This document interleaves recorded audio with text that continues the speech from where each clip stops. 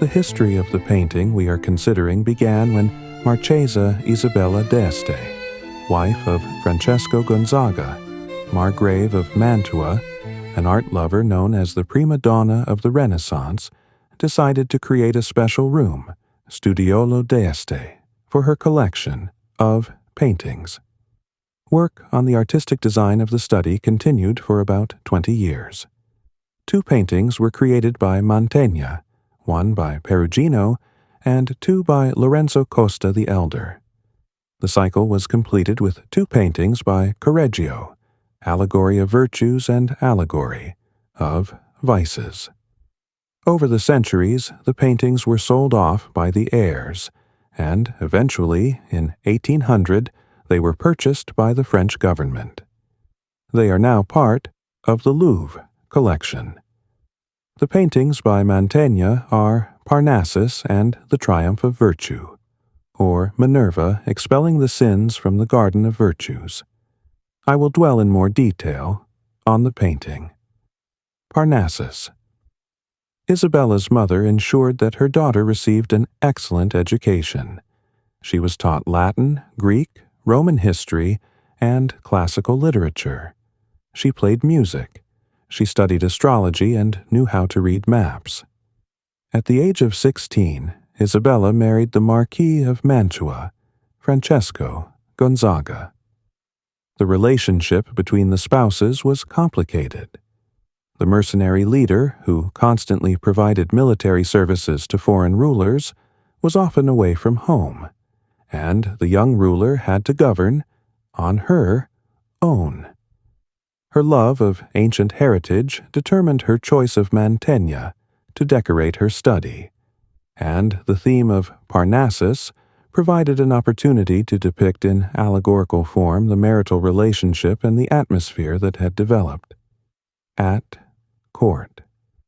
Let me remind you.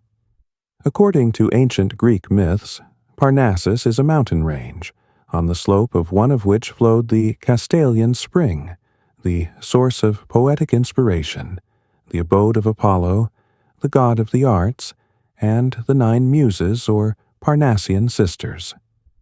Once, Apollo, seeing the nymph Castalia, fell in love with her. But she, fleeing from Apollo, disappeared into a mountain stream, which the god of the arts subsequently endowed with a miraculous property. Everyone who tasted its water was endowed with the gift of poetry.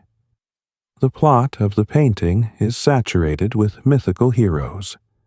On the left edge, Apollo mourns Castalia.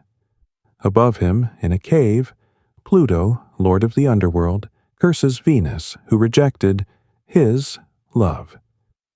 In the center of the painting, on a hill, an allegorical scene from the lives of Mars and Venus is unfolding, reminiscent of recurring episodes from the lives of the Gonzaga couple.